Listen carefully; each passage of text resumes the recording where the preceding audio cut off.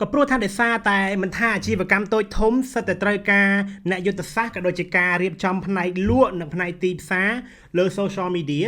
ការងារបែប social media manager ជាការងារមួយដែលកំពុងតែពេញនិយមបំផុតក្នុងពេលបច្ចុប្បន្ននេះ social media manager គឺជាអ្នកដែលទទួលខុសត្រូវនៅលើការផលិត content ក៏ដូចជារៀបចំនៅយុទ្ធសាស្ត្រមិនថាលក់ឬមួយក៏ផ្សព្វផ្សាយ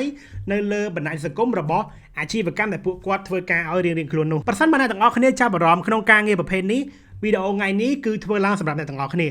សួស្តីអ្នកទាំងអស់គ្នាស្វាគមន៍សាជាថ្មីមកកាន់ ZelloTV ខ្ញុំ Zel អរគុណផងដែរសម្រាប់ការគាំទ្រដ៏ធំធេងរបស់អ្នកទាំងអស់គ្នាក្នុងវីដេអូកាលពីសប្តាហ៍កន្លងទៅបាទនេះជាលើកទី1ដែលអ្នកទាំងអស់គ្នាបានមើលវីដេអូរបស់ខ្ញុំសូមកុំភ្លេចចុច like ហើយ follow និងដាក់ cipher នៅក្នុង Facebook សម្រាប់អ្នកដែលមើលនៅក្នុង YouTube សូមកុំភ្លេចចុច subscribe ហើយបើក notification ដើម្បីទទួលបានវីដេអូរបស់ខ្ញុំរៀងរាល់សប្តាហ៍ក្នុងនាមខ្ញុំជាអ្នកដែលធ្វើការនៅក្នុង social media industry ម្នាក់ថ្ងៃនេះខ្ញុំនឹងធ្វើការចែករំលែក5ចំណុចធំៗដែលជួយអ្នកទាំងអស់គ្នាក្លាយទៅជា social media manager ម្នាក់ដ៏ឆ្នើមទី1សូមរៀបចំការងាររបស់អ្នកទាំងអស់គ្នាជាមួយនឹងយុទ្ធសាស្ត្រនិងចិត្តសាស្ត្រនិយាយឲ្យខ្លីទៅគឺកន្លែងហ្នឹងខ្ញុំចង់មានន័យថា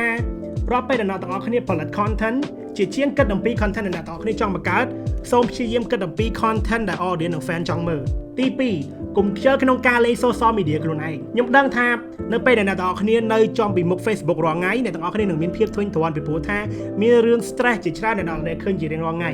ក៏ប៉ុន្តែការលេង Facebook ប្រចាំថ្ងៃ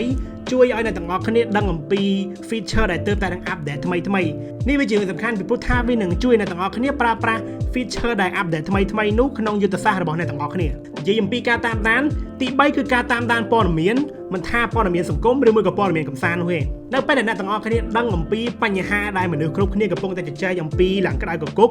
វាជួយអ្នកទាំងអស់គ្នាប្រើប្រាស់ព័ត៌មានទាំងអស់នេះជាមួយនឹងគំនិតច្នៃប្រឌិតរបស់អ្នកទាំងអស់គ្នាដើម្បីបង្កើតជាដំណោះស្រាយនៅពេលដែលធ្វើបែបនេះមិនត្រឹមតែអ្នកទាំងអស់គ្នាបង្កើតនៅ content មួយដែលមានការ like និង share ច្រើនទេក៏ប៉ុន្តែ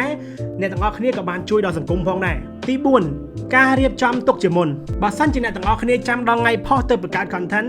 90% លើ 100% អ្នកទាំងអស់គ្នានឹង let បាត់ហើយដើម្បីកុំឲ្យមានបញ្ហានេះកើតឡើងសម្រាប់ខ្ញុំផ្ទាល់ខ្ញុំចូលចិត្តប្រើយុទ្ធសាស្ត្រមួយដែលខ្ញុំហៅថា batching បកប្រែមកវិញមានន័យថាធ្វើការជាបាច់វាស្ដាប់ទៅកំ pl ែងប៉ុន្តែវាបកប្រែអញ្ចឹងហើយវាមានប្រសិទ្ធភាពមែនតើជាជាងផលិត content មួយថ្ងៃមួយ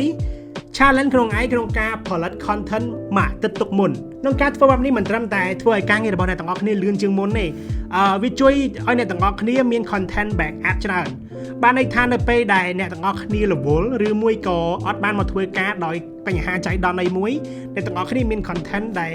ធ្វើឲ្យរួចរាល់បាត់ហើយមិនត្រឹមតែប៉ុណ្្នឹងទេវាជួយឲ្យអ្នក design នៅក្នុង team របស់អ្នកទាំងអស់គ្នាមាន idea ទុកជាមុនសម្រាប់ឲ្យភ្ញៀវវិញគាត់មាន content ក្នុងការ approve ទុកមុនបានស្រេចហើយចំណុចមួយចុងក្រោយដែលខ្ញុំចូលចិត្តបំផុតគឺចំណុចទី5ការគិតពីលទ្ធផលទុកមុនយើងហៅថា KPI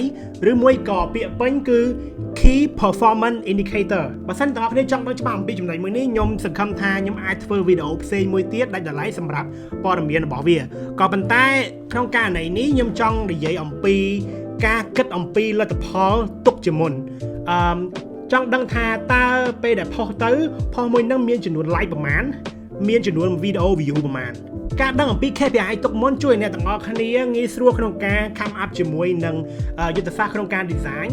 តិចក្នុងការសរសេរ caption ជ្រើសរើសពេលវេលាត្រឹមត្រូវក្នុងការ posting ក៏ដូចជាដឹងអំពីចំនួនលុយដែលអ្នកទាំងអស់គ្នាចង់ boost post ផងដែរអូខេនេះជា5ចំណុចដែលខ្ញុំចង់ចែករំលែកក្នុងថ្ងៃនេះអរគុណសម្រាប់ការមើលដល់ចប់សូមកុំភ្លេចចុច like ហើយ follow និងបើក cipher នៅក្នុង Facebook សម្រាប់អ្នកដែលមើលនៅក្នុង YouTube សូមកុំភ្លេចចុច subscribe ហើយបើក notification ដើម្បីទទួលបានវីដេអូរៀងរាល់សប្តាហ៍ជួបគ្នានៅសប្តាហ៍ក្រោយ